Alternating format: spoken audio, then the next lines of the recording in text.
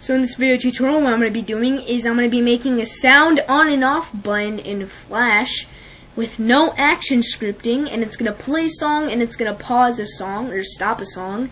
And of course, the best part about it is there's no action scripting, and that's, the best part about it. And alrighty, let's get started. First thing we're going to want to do is go to File, New. Doesn't matter what type of action script, but anyways, I'm just going to do action script 3.0 and click OK. Alright, so now that we're in a new frame, I'm going to zoom in to 400%. I'm going to come up to the top right corner. And here I'm going to make our two basic buttons. I'm going to draw out the first one with my rectangle tool, make it black.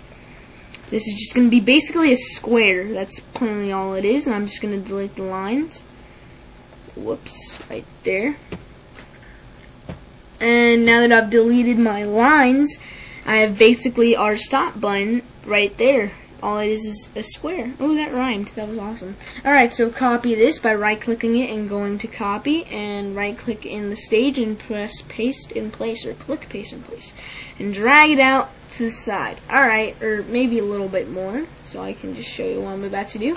Okay, so what you're going to want to do is now go to your line tool, which is, of course, is the line, and sort of drag a line right through the middle. That is the middle, basically, right?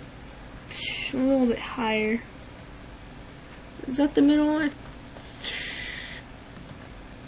I do not know what the middle is. I think that's the middle. I don't really care. Alright, so what you're going to want to do is grab your selection tool or press V and scroll over the top right corner and drag it down to the line, and the top bottom, or the bottom right corner, and drag it up, and then double click the line and press delete, and now basically you have your start button. So now you have your start button and your stop button. Okay, so now what you're going to want to do is right click your, drag it down a little bit, right click your start button and go down to convert symbol. And now what you're going to want to do is name it BTN play. For the type, you're going to want to choose a button, and for the registration, make sure it's in the middle. It doesn't really matter, but I'm just going to put it in the middle for safeties. And then click OK. Now basically we have our first button. Do the same thing with your stop button. Right click it, go down to convert symbol, and I'm going to call this BTN stop. Make it a button as well. Registration, doesn't matter. Click OK. And now we have two buttons basically. So double click the play button, and now you're inside of it, and now you can do what we're trying to do. So click on the hit frame and press F6, and click on the down frame and press F6. It should look like this. Why am I rhyming? That's weird. Alright, so click on the hit frame and basically choose a very bright color. I'm just going to choose a nice bright red down here.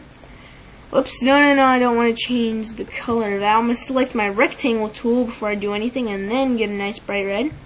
Now I'm just going to drag a little box around my play button, just like that. Nothing too big, nothing too small. And basically what this is when your mouse rolls over this, it'll turn into like a little clicker, so that you don't have to actually go over the black for it to be able to click on. And now go click on your down frame. And so now go to File, and go to Import, and then go to Import to Library. And now look for your sound or song. I'm going to choose Blink-182, I Miss You. Click it and go to Open. Make sure it's an MP3 or a WAV file. Here it is. It's going. Bam. Alright, it's done. Alright, so click on the frame, and down here go to Sound and choose your sound. I'm going to choose Blink-182, I Miss You. I'm going to bring this up here just for now. And for the sync, it should be an event, but we're going to change that. So click on that drop down menu and go to Start. Basically now, when we test our movie by going to Control Test Movie, when you press the play button, our song plays. But when you try to stop it, it doesn't stop, of course, because we haven't done anything with the stop button. So go to scene 1, or double click anywhere on the frame, like that. And whoops, I accidentally moved a little bit. Alright, double click your stop button, and now inside your stop button. And do the exact same thing. Frame hit, F6, frame down, F6. Go to your hit frame, make a little box around it. Not too much since we already have a lot to click on with that square. Now go to your down frame. Okay, so I'm going to bring this back up. For your properties, go to sound. For properties panels in here, go to window, properties, or press Control F3. You're going to want to, for sound, you're going to want to choose the same sound or song that you have. Of course, I have Blink 182, I Miss You. So click that. Then for sync, instead of making it start like we did for the play button, make it stop. Now let me put the properties panel right back down here and go back to frame 1 by double clicking anywhere or clicking on scene 1.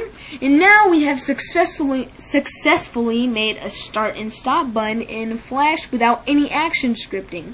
So go to Control Test Movie, play your song, and it plays.